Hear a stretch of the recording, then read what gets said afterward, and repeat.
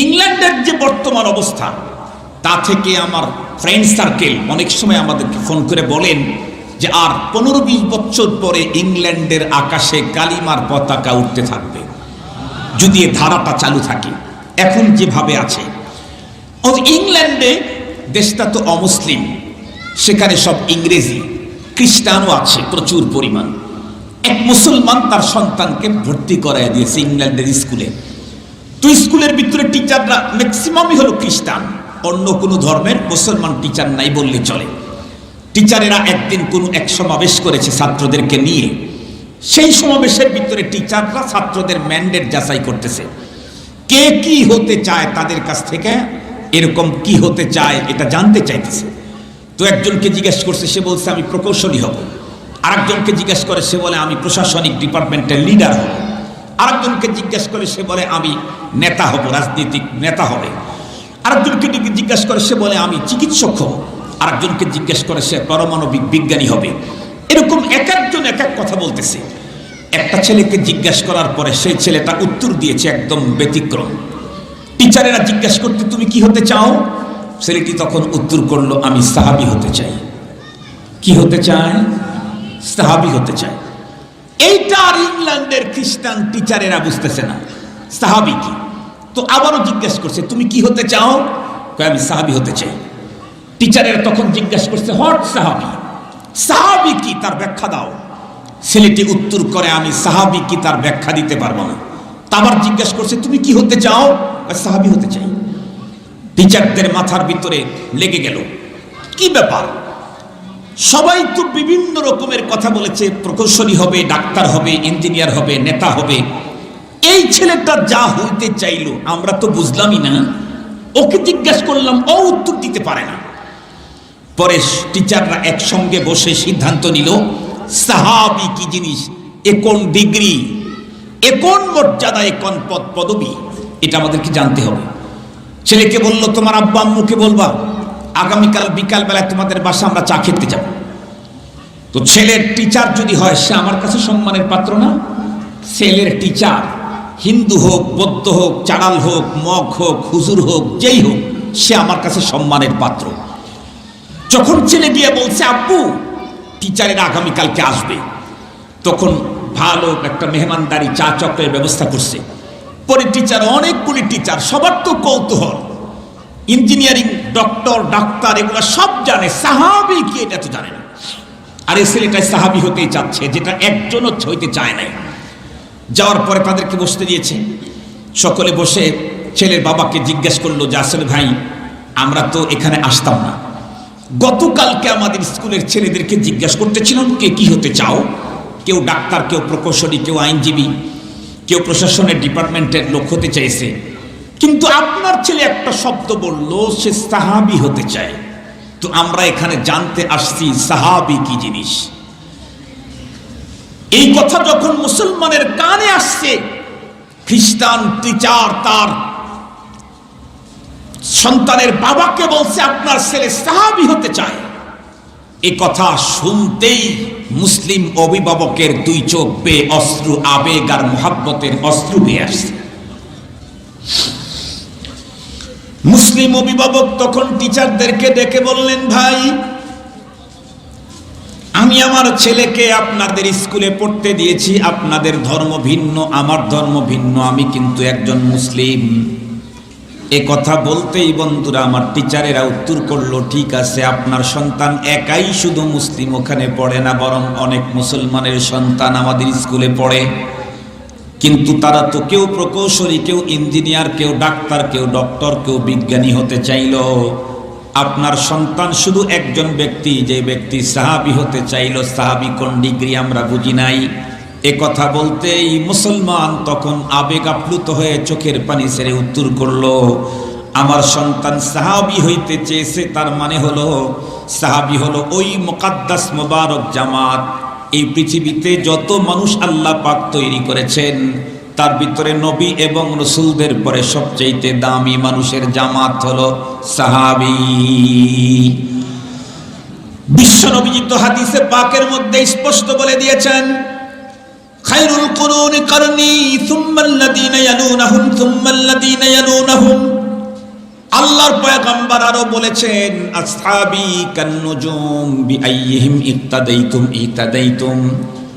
স্বয়ং রব্বুল আলামিন কোরআনুল কারীমের ভিতরে বলেছেন আস-সাবিকুনাল আউয়ালুনা মিনাল মুহাজিরিনা ওয়াল আনসার ওয়াল্লাযীনা ইত্তাবাউহুম বিইহসান রাদিয়াল্লাহু আনহুম ওয়া রাদু আন ওয়া আ'আদ্দা লাহুম জান্নাতিন তাজরি তাহতাহাল আনহার। সাহাবীদের সম্পর্কে রব্বুল আলামিন আরো বলেন ফাইন আমানু বিমিসলি মা আমানতুম বিহি ফাকাদ ইহতাদাউ। সাহাবীদের সম্পর্কে রব্বুল আলামিন আরো বলেন ওয়া ইযা কিলা লাহুম আমিনু কামা আমানান নাস ক্বালু আনুমিনু কামা আমানাস সুফাহা আলা ইন্নাহুম হুমুস সুফাহা ওয়ালাকিন লা ইয়াশউরুন।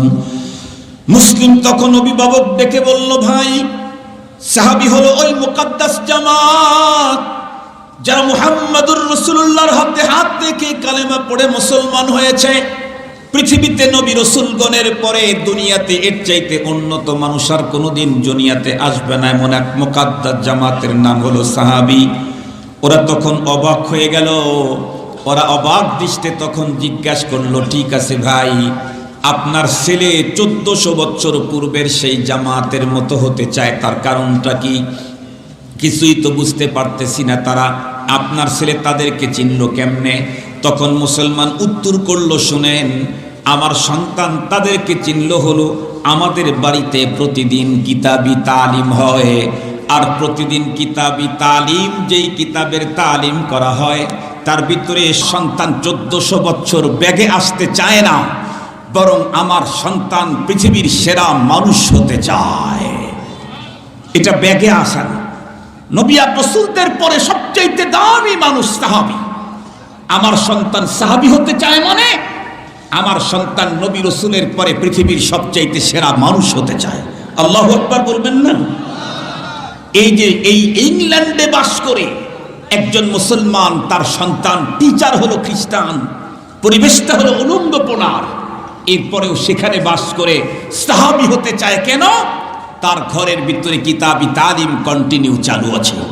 এজন্যই বলি আমাদের ঘরে কিতাবি তালিম চালু করেন।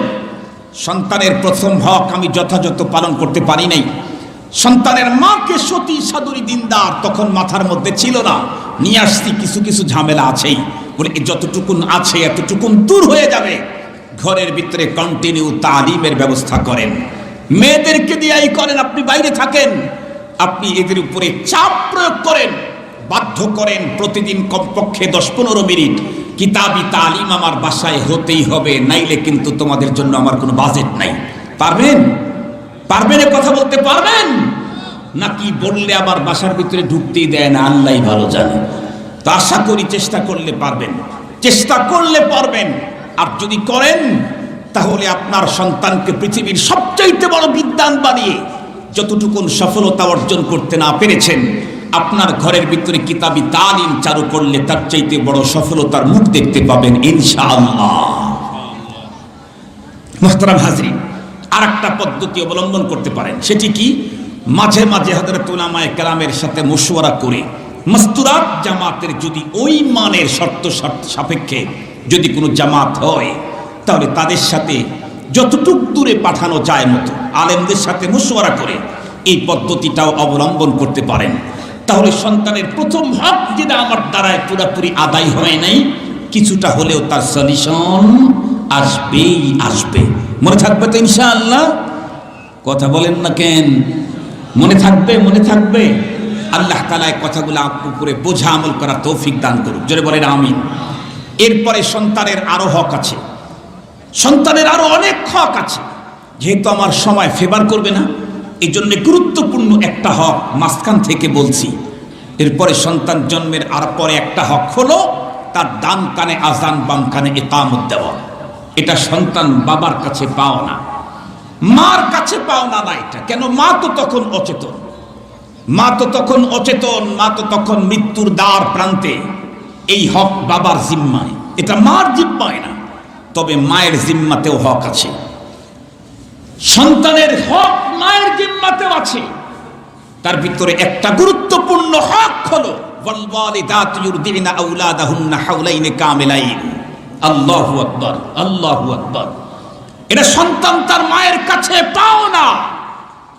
শুধু আপনি সন্তানের কাছে পাও না, শুধু আপনি মা সন্তানের কাছে আপনার পাওনা না, সন্তানও আপনার কাছে পাওনা আছে। তার ভিতরে একটা গুরুত্বপূর্ণ পাওনা হলো ওয়াল ওয়ালিদাতু ইউরদিনা আওলাদাহুন্না হাওলাইনি কামিলাইন। মার বুকের যে দুধ আল্লাহ তাআলা দান করেছেন, এই দুধটা সন্তানের পাওনা, সন্তানের হক। আপনারা জানেন কিনা জানি না, বর্তমান গ্রাম দেশের কথা বলছি না, বর্তমান সময়ে বাংলাদেশের উন্নত সোসাইটির যারা, হাই লেভেলের যারা, তাদের ওইখানে পেটে বাচ্চা নিলেও, সিজার করে বাচ্চা বের করলেও বাচ্চাদেরকে মায়ের স্তনের দুধ পান করতে দেওয়া হয় না। অনেকে কেন দেয় না? মায়ের বুকের ফিটিংস প্রবলেম হবে, ফিটনেসটা নষ্ট হয়ে যাবে, দেখতে অসুন্দর দেখাবে। এই জন্য মায়ের বুকের দুধ সন্তানকে দেওয়া হয় না। প্রথম নাম্বার কথা আমি বলতে চাই, ও মা, মনে রাখবেন, আপনার বুকের দুধ যেটা আছে এটা আপনার হক না, এটা সন্তানের হক। যদি বলেন কেমনে, তাহলে আমি আপনাকে প্রশ্ন করি, আপনার বিয়ে যদি হয়ে থাকে 24 বছর বয়সে, আপনার বুক উঠেছে 10 থেকে 11 বছর 12 বছর বয়সে, বুক উঠেছে 12 বছর বয়সে, এরপরে 12 বছর পরে আপনার বিয়ে হয়েছে। এই 12 বছর পর্যন্ত আপনার বুকে, আপনার সিনাতে আল্লাহ তাআলা গোডাউন দিয়েছেন, কিন্তু গোডাউনের ভিতরে মাল দেন নাই, দুধ নাই। বুক আছে, দুধ নাই। দুধ আসছে কখন? আপনার পেটে সন্তান আসছে যখন।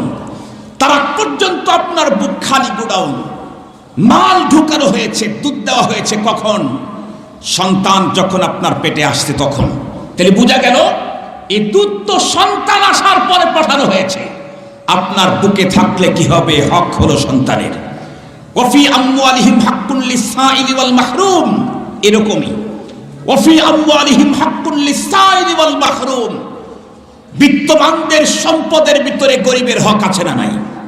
ধনী কোটিপতি ল্যান্ড প্রপার্টির মালিক, group of ইন্ডাস্ট্রিজের Malik, crore crore million dollar সে কামাই করছে, রুজি করছে। আল্লাহ পাক বলেন, তোমার কোটি মিলিয়ন ডলারের ভিতরে গরিবের হক আছে। টাকা তোমার কাছে, কিন্তু এখানে গরিবের হক আছে। 40 টাকায় 1 টাকা তোমার না, শতকরা 2.5 টাকা তোমার না, 1025 টাকা তোমার না, 40 লাখে 1 লাখ টাকা তোমার না, 1 কোটিতে 2.5 লাখ টাকা তোমার না। তোমার কাছে 1 কোটি টাকা পাঠায় দেওয়া হয়েছে, ওখানে গরিবের হক আছে 2.5 লাখ। মাকে বলতে চাই, মা, তোমার বুকে যে দুধ পাঠানো হয়েছে এটা তোমার হক না, তোমার সন্তানের হক। শুধুই বডির ফিটনেস প্রবলেম হবে, এজন্য সন্তানকে বুকের দুধ পান না করিয়ে ফিডার খাওয়াবেন? মা, আপনি অপেক্ষা করেন। তিলকাল আইয়ামু নুদাবিলুহা, তিলকাল আইয়ামু নুদাবিলুহা, অপেক্ষা করেন। আজকে আপনার সন্তান শিশু, অসহায়, কিছু বলতে পারে না, চাইতে পারে না, তাই আপনি তাকে আল্লাহ প্রদত্ত পিওর খাবার থেকে বঞ্চিত করলেন। শুধুই বডির ফিটনেস যাতে নষ্ট না হয় এজন্যে অপেক্ষা করেন। সময় গড়তে গড়তে রাত দিনের পরিবর্তনে একদিন আপনিও ছোট শিশুর মতো হবেন, অসুস্থ হবেন, অসহায় হবেন, বুড়ো হবেন। সেই দিন আপনার সন্তানও আপনাকে বৃদ্ধাশ্রমে পাঠায়া ফিডার খাওয়াবে। সেই দিন আপনার সন্তানও আপনাকে বৃদ্ধাশ্রমে পাঠায়া ফিডার খাওয়াবে। আজকে আপনি সন্তানকে তার হক থেকে বঞ্চিত করবেন, আপনার বার্ধক্যতায় আপনিও বঞ্চিত হবেন। জানেন কি মায়ের দুধ কি জিনিস? আল্লাহ, মা তো তার সন্তানকে দুধ পান করাবে 2 বছর 2.5 বছর, এর চাইতে বেশি না। কিন্তু এই 2 বছরের দুগ্ধ পান করানোর কারণে এই সন্তান যদি 1000 বছর পৃথিবীতে বেঁচে থাকে, 1000 বছর পর্যন্ত মায়ের দুধের উপকারিতা সে পেতেই থাকবে। 1000 বছর বয়স হবে, কিন্তু মায়ের দুধের উপকারিতা সে ভোগ করতেই থাকবে। কেমনে? মায়ের দুধ সন্তানকে পান করাইলে এই সন্তানের শরীরের ভিতরে রোগ প্রতিরোধের যে ক্ষমতাটা তৈরি হয়, পৃথিবীর অন্য কোনো দুধ দিয়ে সন্তানের শরীরে সেই রোগ প্রতিরোধের ক্ষমতা তৈরি হয় না। মা তো দুধ পান করাইল মাত্র 2 বছর, কিন্তু মায়ের দুধের প্রতিক্রিয়া সন্তানের ভিতরে মৃত্যুর আগ মুহূর্ত পর্যন্ত ছিল, থাকবে। মৃত্যুর আগ মুহূর্ত পর্যন্ত হাজারো জীবাণু আসবে, এই জীবাণুর সাথে যুদ্ধ করার মতো শক্তি সঞ্চারিত হয় যে সন্তান ছোট্টবেলায় তার মায়ের দুধ পান করতে সক্ষম, তার ভিতরে শক্তিটা বেশি থাকে। এজন্য দেখবেন আমাদের দেশে অনেক দোকানে, ডাক্তারের ঘরে দেখবেন অনেক রকমের দেশি বিদেশি দুধ পাওয়া যায়, কিন্তু লেখা আছে মায়ের দুধের চাইতে উন্নত কোনো দুধ শিশুর জন্য কিয়ামত পর্যন্ত কোথাও হবে না, কোনো দিন হবে না। মুসলমান ভাইরা রে আমার, খুব ভালো করে বুঝবেন। আর একটা মাত্র হকের কথাই বলবো, অনেক হক আছে, তার ভিতরে একটা হকের কথা বলবো। আল্লাহ পাকের পয়গম্বর বলেন, মান উলিদা লাহু ওয়ালাদুন ফালইউহসিন ইসমাহু ওয়া আদাবাহু। আল্লাহ পাকের পয়গম্বর বলেন, তোমাদের কারো যদি সন্তান হয় তাহলে তার ওই অভিভাবকের জন্য জিম্মাদারি হলো সন্তানের জন্য একটা সুন্দর নাম চয়েস করা। সন্তান আমার কাছে আল্লাহ পাক পাঠিয়ে দিয়েছেন, এই সন্তানের জন্য সুন্দর নামকরণ করা পিতার জিম্মাদারি। মায়ের জিম্মাদারি হলো সন্তানের জন্য একটা সুন্দর নাম সিলেকশন করা, তার জন্য সুন্দর নাম নির্ধারণ করা। কিন্তু দুঃখের সাথে বলতে হয়, দিন যত গড়াইতেছে আমাদের সমাজের ভিতরে বন্ধুরা আমার, ততই আধুনিক নামের সমাহার দেখা যাচ্ছে, ঠিক না বেঠি? বর্তমান সময়ে মুসলমানদের নাম শুনলে বোঝা যায় না হিন্দু মুসলিম নাকি বৌদ্ধ না চারাল নাকি মুশরিক, কে কিছুই বোঝা যায় না। আরো একটু অ্যাডভান্স আগানো, মুসলমানের নামেও বোঝা যায় না, মুসলমানদের এখন কামেও বোঝা যায় না। তাই তো একজন কবি বড় আফসোস করে বলেছিলেন, চল রহি হ্যায় এক মুসলমান সাথে উসকি বৈরাগী, है नहीं मुस्लिम की दरही है दरी बैराग की, सब लोगों ने दे रहा है बैरागी को अस्सलाम, ऐ मुसलमान क्या तुम्हें फिर भी शर्म आता नहीं।